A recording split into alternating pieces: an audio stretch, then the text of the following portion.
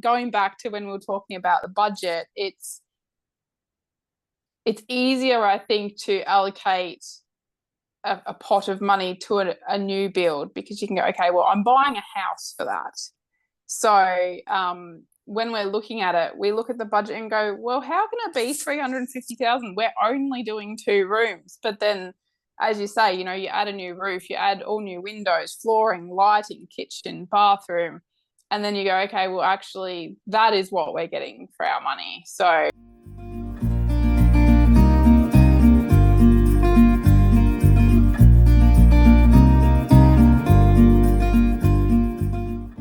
we had the feasibility done. They came back to us with 5 different concept ideas, so sketch plans. And then we kind of went through those.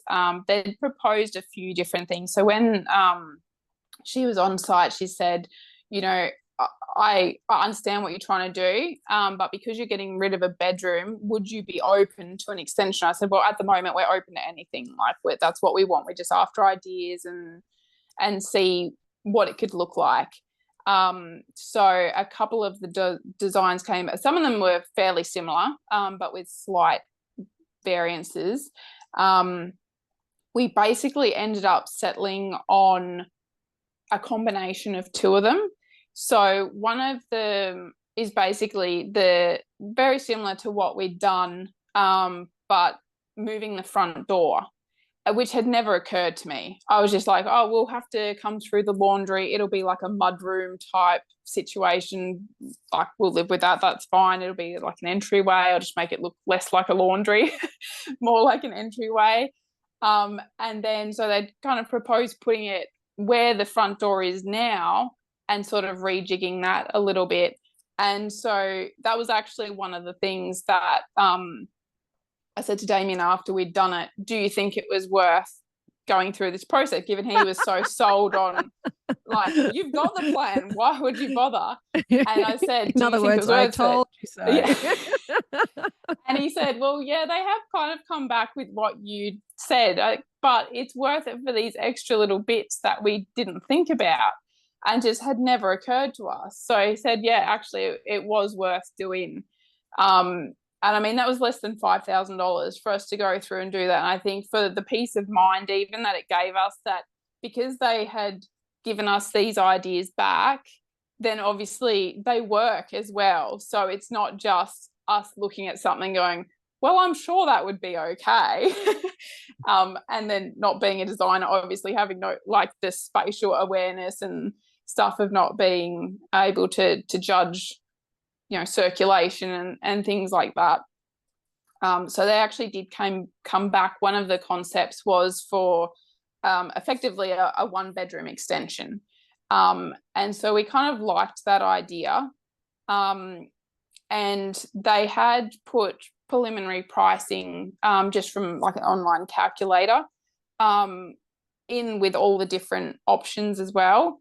And so we were sort of looking at it and going, okay, well, yeah, the price difference between just leaving the house as it is and rejigging it and adding this 1 bedroom on, I think it was around $70,000. And we're like, well, for resale value and just, extra space, like, it's probably worth $70,000. Like, we're spending all the rest.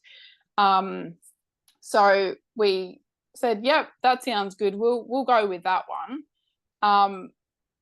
We've kind of slightly backtracked from that. We're getting that done in the plan, so we're getting DA for that, because we think it's important to get the planning for it, because then we've got the option to do it. So at the moment, it's kind of floating.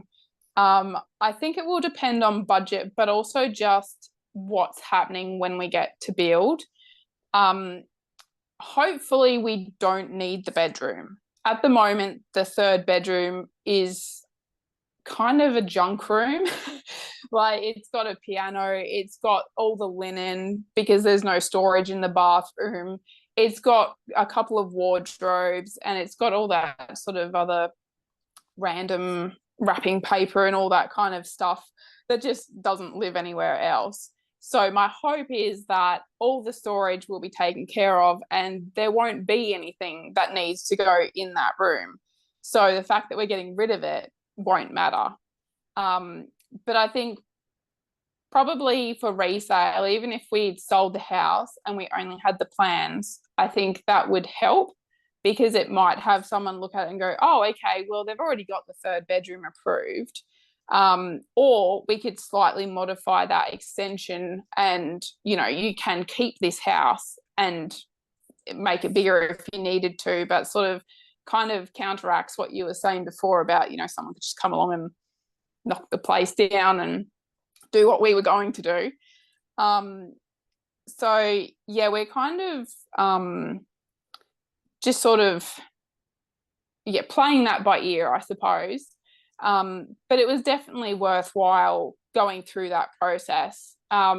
There was delays on our part as well. We were waiting on another project to happen, and so we didn't want to commit to starting the design until we knew that that was kind of underway and sorted out. So then we came back to the designer and said, okay, we think that should be, like, we're in the position where we want to be able to, not that we're ready to go, but that we knew that there was so much time that we had to spend in the design phase and all that kind of thing anyway. So we weren't looking to start building the next day or anything, but we thought, well, we can get prepared. And if it's going to take a year or so to get all the designs and the approvals and all that sort of thing done, then we may as well start working towards it. I think at that point they had a 6-month wait list. So we went on the wait list and we sort of started the design phase part of it March this year. So probably 2 or 3 months we're sort of into that.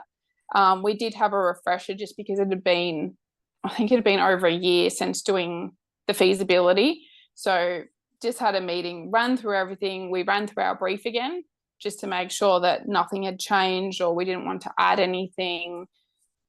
And had anything changed in that time frame?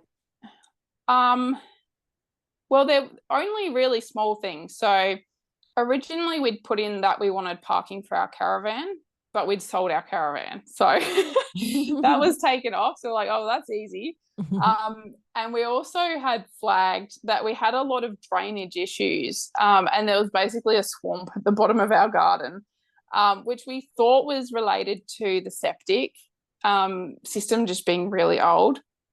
But we actually had found that one of the hoses was leaking. So we patched that up and then the swamp dried up. So I was like, okay, well, good news. we don't have to worry about the swamp. Yeah.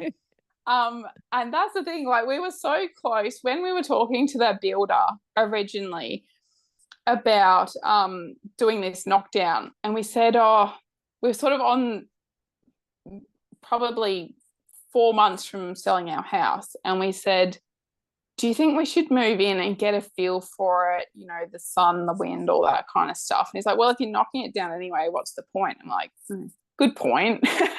Can see that. And then because we ended up selling, we're like, well, we've got nowhere to go. We have to go through the design phase, all that. We may as well live in it, you know, save ourselves some rent until we actually have to demo and move out. And I think it was just a complete fluke that we actually moved in. And it's just amazing how much that seemingly small decision has completely altered our course. Like it's nearly like the butterfly effect thing. It's just it's amazing. And even just, you know, maybe if I hadn't heard that podcast with Jane, or if I hadn't seen you doing the review of your own floor plan, or I hadn't started working full-time from home, all those like tiny little unrelated things could have just had a completely different outcome. And yeah, it's quite amazing, I think, what people can actually adapt to.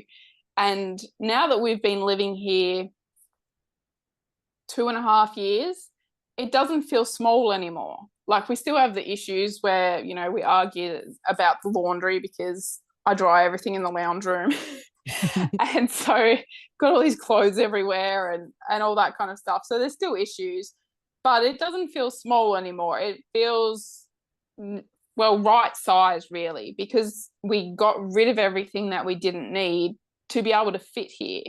So I think that also makes a lot of difference. And I mean, if you told me that before we moved in, that I would be saying that, I would not have believed you for a second, because we just looked at it and go, that house is too small.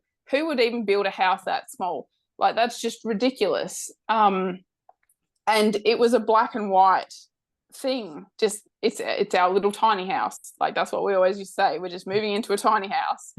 and now it's just our house. Yeah. So I mean, it is small, but now my mind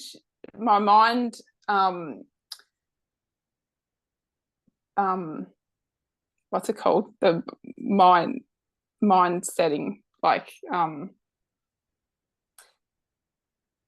forgotten, I'm having a mental blank.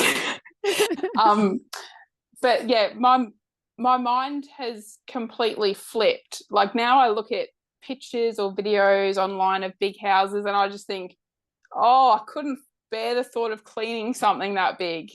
Like, I mean, I can clean our house with the Dyson and it's like 10% battery. It takes me 5 minutes.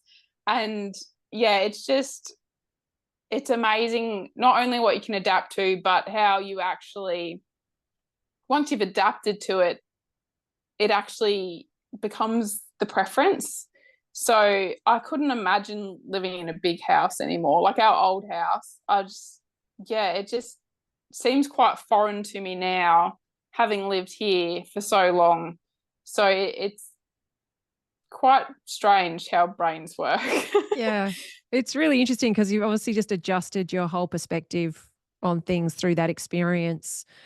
And what I love is that you kept questioning, and that's the whole thing, is that I feel like a lot of what we can do when we're creating the environments in which we live is we just get caught up in what the status quo is and what we're being fed by media and, well-meaning friends and family, or comparing ourselves to that we're seeing fed on our social media feeds. And if you don't ever question, is this really for me? Like, is this how I want to live? Then it's very easy just to go with the flow. It's kind of almost expected that you just go with the flow and that you just stay on track to what everybody else's expectations are. What I love about the Undercover Architect community, and particularly the community inside Home Method, is there's a willingness to disrupt that and at least question, and you may still decide, yeah, it is for me because my lifestyle, it needs this kind of container. This is the vision that I have for my future. This is where I want our family to grow, all that kind of stuff. But if you don't ever actually question it, you'll never really know if what you're creating is ultimately and truly for you. So I love that you were open to questioning it, and you were open, as a couple, you were open to considering that there could be an alternative for yourselves, and that then led you down this path. And yeah, as you said, you've adapted and adjusted and then realized, no, this is actually more us. This is more what suits us. And this is going to also set us up to, it frees up obviously that cash and that debt that you now aren't going to take on gets freed up for other things. And, the fact that your home doesn't take so long to maintain frees you up for other things. The fact that you're just not carrying the bandwidth of all of those belongings and all of that space and all of that maintenance in your head on a regular basis frees you up for other things. So it's, it's really awesome. So you started working with the designer a couple of months ago, and you're thinking you'll submit a DA with that extension on it. What's your expected timeline for how you're sort of thinking about, moving through that design phase and construction and completion and that kind of stuff? Have you got that in mind, or are you just thinking, no, we're just going to get through the design phase, look at our approvals, and then we'll figure out what we're doing after that? Yeah, I think we will continue it on. So sorry, you did ask that before. So yeah, we're back with the designer now. So they're working on the concept drawings and just fleshing it all out in a bit more detail. So we're due to get those in around 2 weeks, I think, with the 3D models and all that kind of detail in it. And then I think from that stage, then we'll be moving into the DA. So we've never really had a time frame as such, the infamous Christmas deadline, grand design style. We've kind of just always I suppose because I was part of the course before we moved in anyway. But it was just like, well, we have to go through the process, and it is a process. So we'll just start moving through the process and then get the timeframes along the way. So we kind of, we're kind of working through it like that. So we'll say to the designer, okay, what's next and what sort of timeframes are we looking at? And then, we'll take it sort of one step at a time, I suppose. We probably do want to keep the momentum going now that we have actually got a plan and we're sticking to the plan. With the extension, I'm not sure when that will really be decided. It'll probably be, we do need to start talking to builders soon.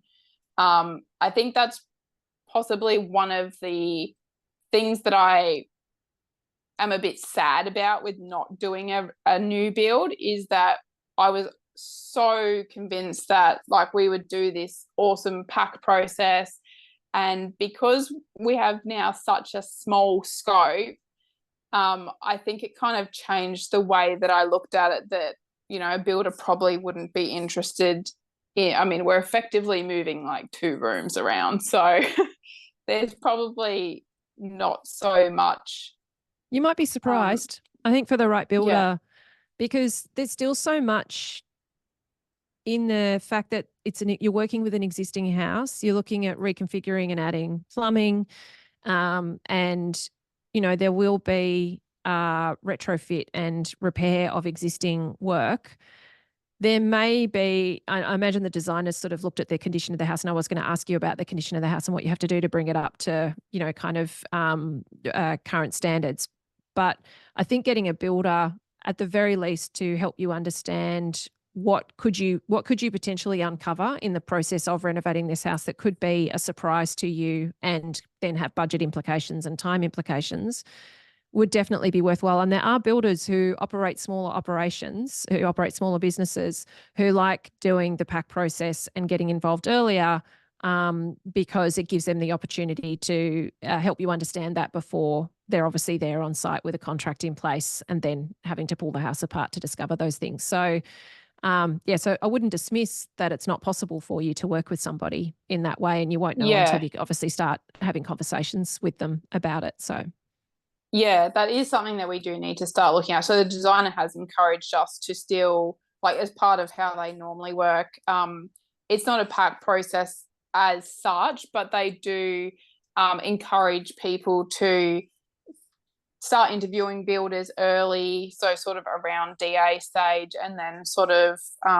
narrow it down as you go through the process and sort of filter them that way. So we do have some recommendations from them of builders that I do need to get around to contacting. And that sort of feeds into what I was going to say about the time frame too. So we were kind of very loose on, we didn't have a deadline. There was no life event or anything that it had to be finished by or anything like that. But the house is starting to need a lot of work. So like we have issues with mold, we have issues with rot, we have issues with water. So there is sort of that, it's becoming more urgent sort of thing. So and I hadn't really considered too much that the builder would be that interested in the existing, but that does actually make sense. Even the known issues that we have, that they get involved in that as well. So so in terms of the existing building then, so you mentioned those couple of issues, and you said that it's a double brick home. What do you need to upgrade in terms of its to get it to be like a good performing home? Like how comfortable is it in the colder months, and what are you factoring in terms of your project overall to think about making sure that home delivers a comfortable lifestyle for you in its existing format? So we did get, we've got an energy assessor that has modelled the existing house, because that's something I was keen on doing. I know that the designer was kind of explaining, well, there's no point doing that because you may as well just do what the end result is and then spend the budget there. I was like, yeah, I do. Like, I totally understand that, but I think maybe, and it's just an accountant thing. No, I love But it. It is so good because you know what you're working with then. You know, like yeah, what is the foundation from which you have to move from is so, yeah. so worthwhile. And I thought and Damien actually said to me, he's like, well, just understand, like, you can do it, but just understand you're doing it for your own benefit. I'm like, that's fine. Like, I can admit that to myself. And so I think it's like, as a homeowner, it's hard to wrap your head around what 6 stars is. Like, it's not tangible. So if you go, okay, well, I'm 2 stars and I'm going to get to 7 stars, you can go, okay, well, I know what 2 stars feels like because I live here now. So I can imagine how much better 7 will be. Whereas if you don't know what you are and someone says, okay, well, your end house or the end result will be 8 stars, and you go, okay, is that way better than what I've got now? And so I think in the end, that's why I did it, because I thought, well, if I know where we're at now, I've got more of an idea about how much better it will be when they're telling me what the end result will be.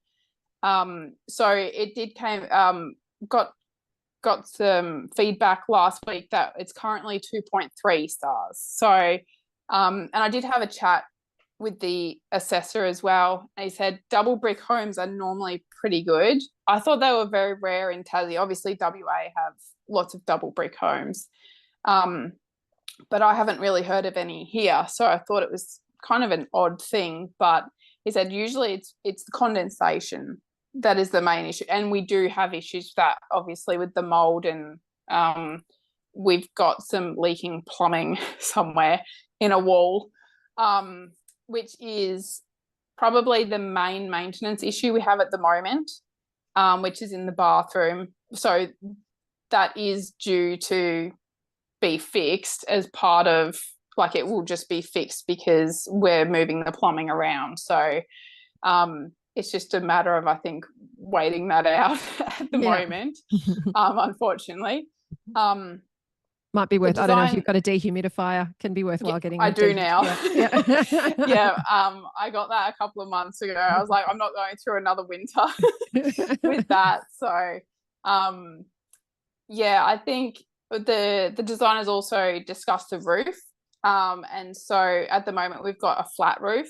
So it's very loud, possums and rain and all that sort of stuff.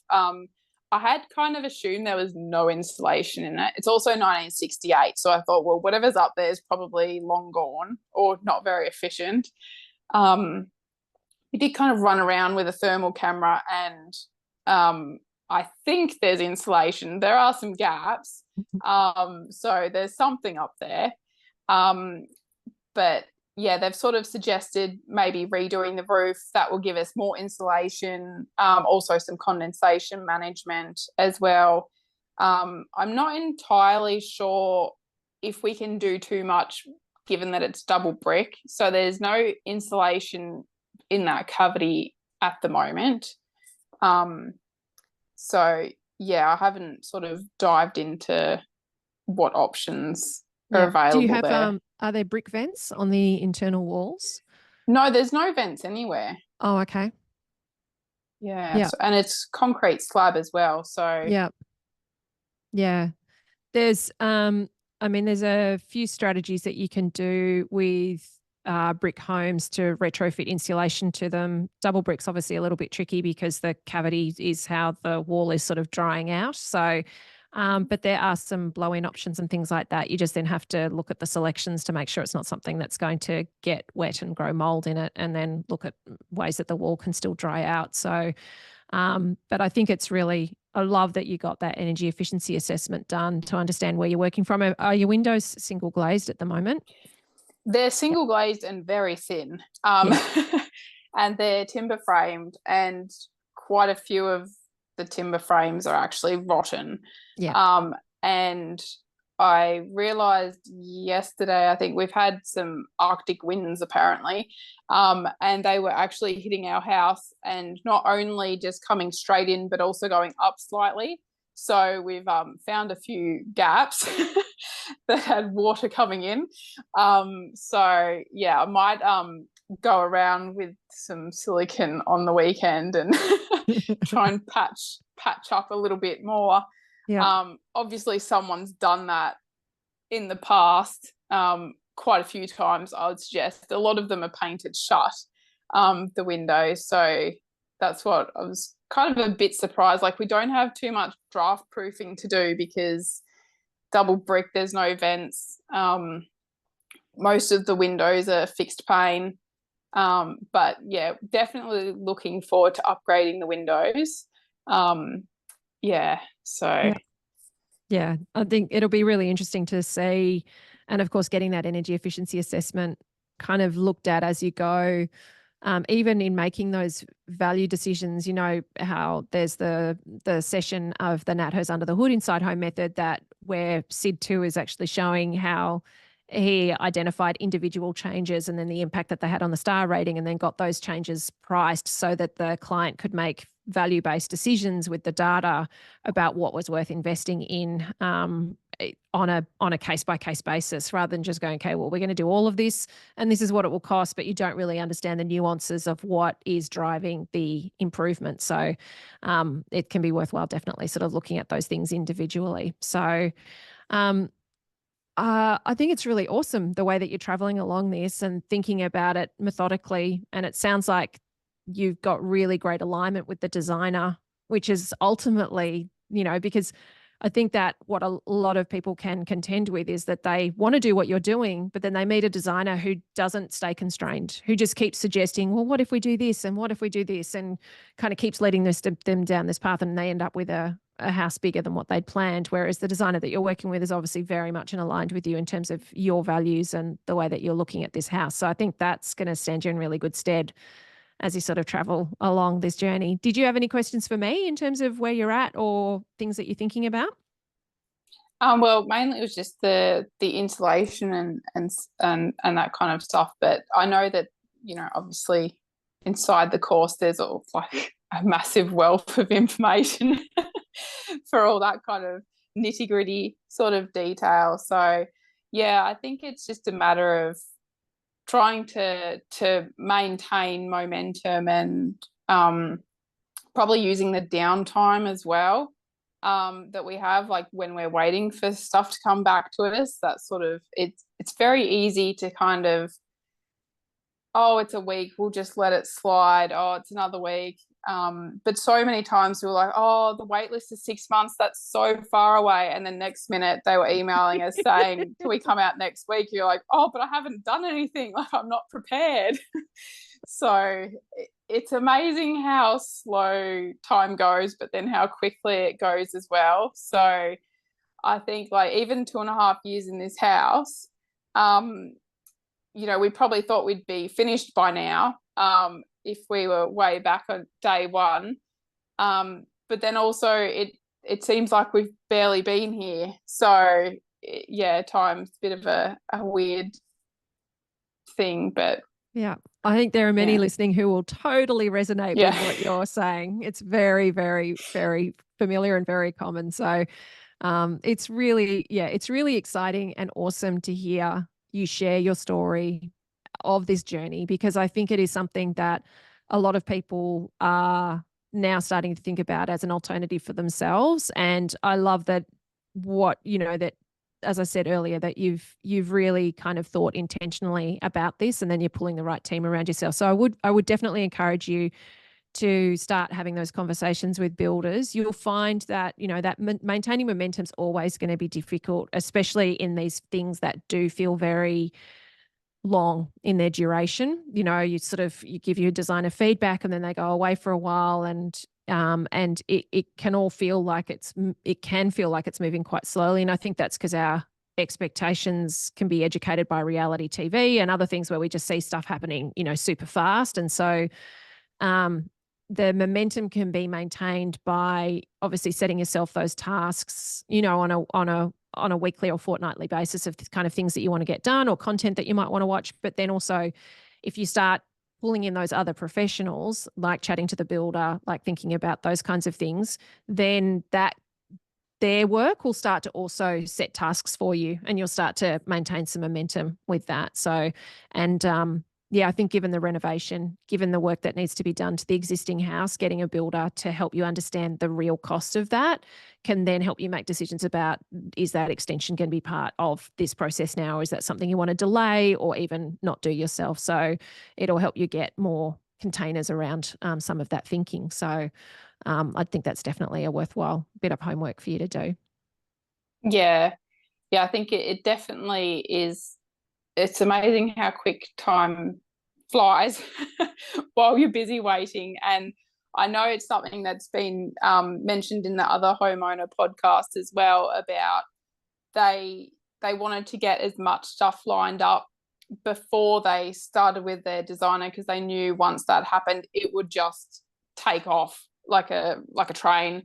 And I think that's probably something that we probably hadn't considered enough. And also because we were sort of just doing little bits and pieces along the way, it's probably something that I feel is kind of caught up to us now a little bit. Whereas when we first started speaking with a designer, we're just like, tell us if we're crazy. It's very high level, very early process. And then because of that, and because we did gel so well with their values and our values, and that sort of being on the same page, we just kind of, it did snowball a bit. And so, I mean, there was the obvious gaps, being on the wait list. But then, yeah, we're just like, well, it kind of all came together, sort of unplanned, I suppose, to an extent. So it was kind of just, oh, this is happening now. Okay.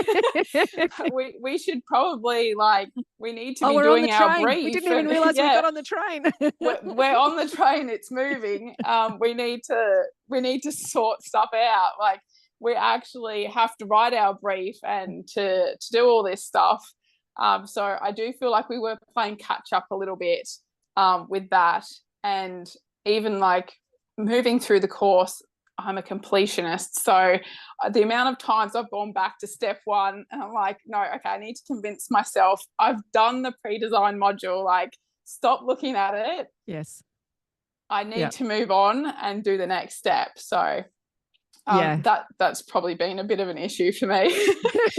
Trying to just go, okay, this is where I'm up to. I know that I've done the previous step. I need to keep moving and going forward, rather than going, oh, but did I check all the resources, and oh, did I do that, and all that kind of stuff. So yeah, Angela, you're okay. You can move on. Yeah. Focus on the design and the pre-build, and start thinking about those kinds of things. For you, I think it's really going to be I think, because I imagine that there's a little bit of a mindset of, look, we're really not doing that much, and so, but yet you're going to spend, some decent cash. It's going to take some time. It's going to transform the way that you live. So you wrapping your head around the fact that this is still a project. It's not just a mild renovation. I think then can help you mindset-wise gear into, this isn't just something that we're going to kind of coast along and deal with on the side. We're actually, if it was a new build, we would be kind of, getting in the trenches of thinking about this. And so I think if you can try and have that thinking about it as you approach it, it'll just help you be able to give it some grunt to, and I think with this kind of project, you just need to give it some grunt to make sure that you're thinking clearly about the design, because you have sort of traveled along this path of going, okay, could we do this? Oh, it looks like we could do this. We could do it this way, or we could do it this way, or could we do a combination? Let's do a combination. Let's maybe think about the extra bedroom. All right, that sort of looks good. All right, they're ready to work with us. Yep. And I think, because you have found such a values-aligned designer, that's going to stand you in really good stead, that there's the information that they're giving you you're not going to have to be auditing whether it's something you really want. Like they understand what you want and they're in alignment with what you want. So that you've solved a lot of the problems that a lot of people have with designers right from the start in terms of finding somebody whose values aligned. But you still obviously want to be auditing that what they're giving you is going to work for your lifestyle. And so looking at those room notes that are in the design module, checking dimensions of things, sort of testing it at 1-to-1 in the spaces and thinking about it, so that you can make sure that the design outcomes are the way that you want them to be. And then you can start solving the construction problems. And, that will help you then figure out the budget constraints over the top of that. So I think, if you can just get your mindset to just treat it like it is, you're actually going to be doing. It is a project. It is a project and it's something significant, and I think because you came from, we were going to knock down and build a brand new house to, we're just, like you said to me, we're just moving 2 walls. It's like, no, you're adding a laundry, you're adding a powder room, you're going to replace all your windows, you're going to look at what your thermal performance of your envelope is, you're looking at the roof, you're going to have to move out, all of that kind of stuff. And if you're redoing a kitchen, if you're looking at flooring, if you're looking at lighting, we're doing all that too. Yeah. So, yeah. Yeah. And I think it's probably, going back to when we were talking about the budget, it's easier, I think, to allocate a pot of money to a new build because you can go, okay, well, I'm buying a house for that. So when we're looking at it, we look at the budget and go, well, how can it be 350,000? We're only doing 2 rooms. But then, as you say, you add a new roof, you add all new windows, flooring, lighting, kitchen, bathroom, and then you go, okay, well, actually, that is what we're getting for our money. So it's kind of important to think about even the little things that you're doing. And probably in a reno, it's obviously you still have to make the same decisions in a new build about, your door handle and your taps and things like that. But I suppose because you've already got it all, when you're doing a renovation, then it all exists and you're just replacing it. It's a different way of thinking about it.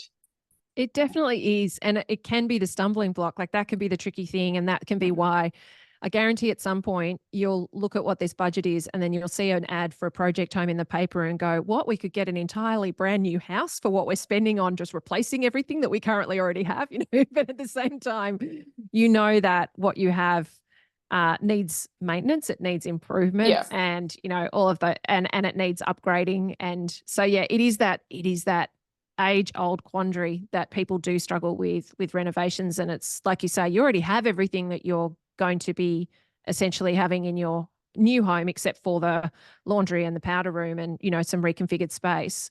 Plus, obviously, but as you said, you're pretty much replacing everything so that it's up to standard, it's up to current performance, and it's ultimately creating a better lifestyle and a more comfortable home. So, renovations are always like that. It's like, where is all this money going? And I think the interesting thing is that if you can remember that if you were building a house to that standard of performance, it's never going to equate to the same amount of money. It is going to be like that $800,000 house would be probably over $1 million now, like you have potentially thought through. And yes, it would be bigger, but not significantly bigger. And so it's always tricky to remind yourself, we're not comparing apples with apples here. Renovating a house this way is not compared. I can't compare that to building a new house. And so, and I love that you said, I can see that you think it would be easier if you were buying a whole new house with that. For me, I actually find that the renovation is easier because I can see all the things that are falling down and I know that they take money to upgrade. And so you can actually get a sense of the space that you're going to create and improve through the money that you're spending, rather than something brand new where a lot of the money that you spend in a new build it goes in the walls, it goes in the structure that doesn't exist yet. Whereas you've got all the structure that exists and the money that you're spending is actually on the things that you're going to touch and feel and that, all of those, that are going to improve the performance of your home. So there's a lot of sunk cost in your existing house that you don't necessarily get to feel benefit of, if that makes sense, in the same way Yeah. that when it's physically leaving your account through a new build spend. So it's all that kind of money mindset sort of stuff that starts to play as well. That, yeah, it's an amazing renovating and building. It's it's like a personal growth exercise. It is, definitely. Yeah. Oh, it's been such a fantastic conversation with you. I am super grateful for everything that you've shared. I'm really looking forward to getting you back on as you move through your project and sharing your updates with us. And of course, being able to help and support you as you go. It sounds like it's going to be an amazing project. And I love the way that you've pursued it, and that you and your partner have really thought about this, and the team that you're creating. It sounds really, really awesome. So I'm really, really glad that you could be here, Angela. Thank you so much for your time. Thank you.